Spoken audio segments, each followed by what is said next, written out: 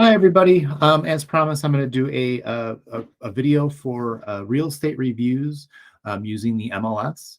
Let me just share my screen here real quick. Okay. All right. So we're going to create a real estate review on the MLS. I'm going to show you two ways to do it, or I should say one way to do it on two different properties, one for a detached and one for an attached. Just keep in mind when you're doing your real estate reviews, we want to try to keep our reviews in the subdivision of the subject property. So I'm going to show you two places. One is my townhouse in Huntley. It's Wing Point subdivision. It's a subdivision that has mix of houses and townhouses. I'm going to show you, it doesn't matter if you include houses in it. If we're searching, attached, those houses won't come up. But the reason why I'm talking about subdivisions is if you, let's say, and we'll kind of get into it now. If I'm going to use classic search, we're going to go to attached. If we just put for the subdivision Wing Point here, all of the properties may not come up. We're really at the mercy of if the listing agent included that on their listing sheet and put the subdivision in there. I'm finding that I would say 6 times out of 10 they're not including the subdivision on there. And then when you're doing these real estate reviews, there's going to be potential holes in your reviews because it's not going to include all of them. So what I found the best way to do it is to do a map search. You're selecting the boundaries. I also call it a rubber band search, and trying to hone in if you know where the subdivision is and the boundaries of the subdivision. If not, I'll show you on the detached property that I'm doing kind of tricks and ways that you can tell if you're getting outside of the subdivision or not. So we'll start with our attached. So we're going to do my townhouse first. So we've got the property type is attached. For statuses, we're going to include everything except I exclude the auction and I do not include the private listing. You're more than welcome to if you want to include them. I just don't. We'll also include cancel, closed, expired, and pending. Okay. We're going to click right here under map search, click the boundaries, center on, you type in the address.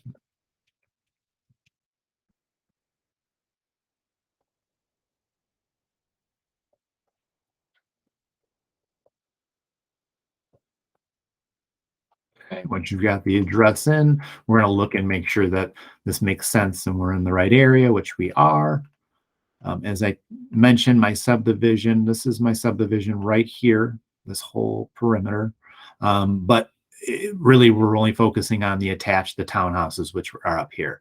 But like I mentioned, if I were to do the whole subdivision,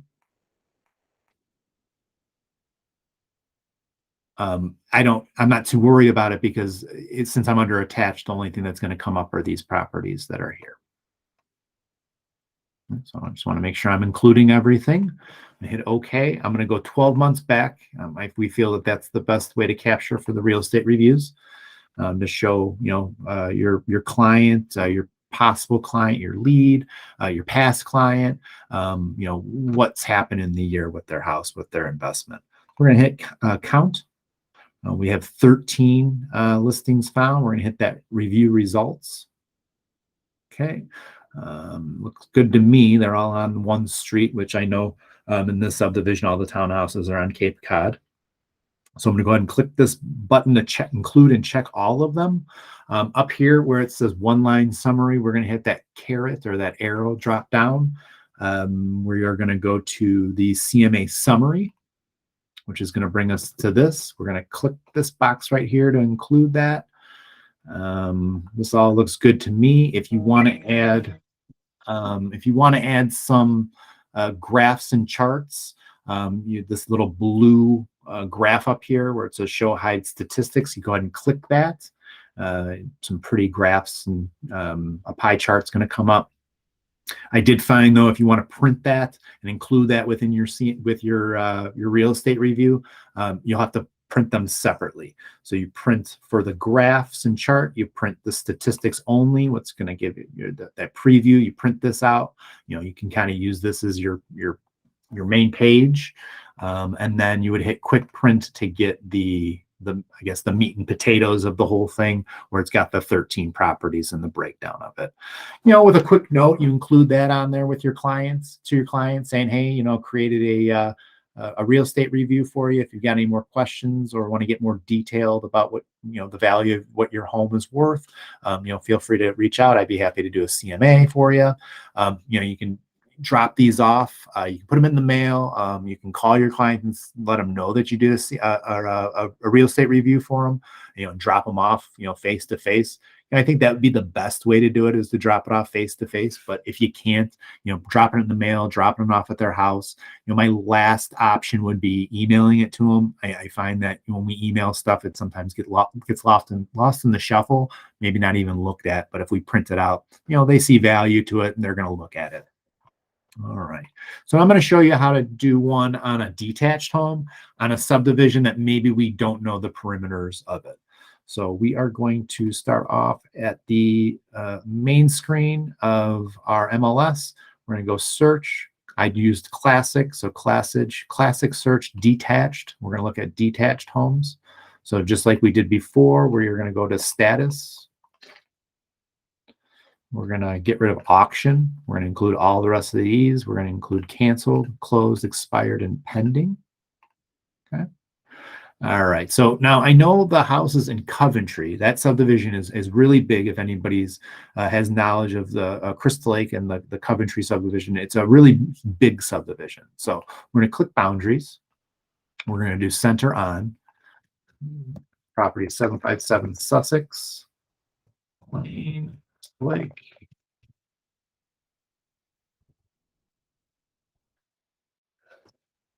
Okay. All right, so this is where the house is. I do know that the subdivision is pretty much all in here. It does take out right here. This is another subdivision. However, I'm going to include all of it and just kind of show you guys how to look for, if you're looking and you don't know the subdivision really that well, or you don't know the boundaries of it, how a good way to check to see or to start figuring out your boundaries.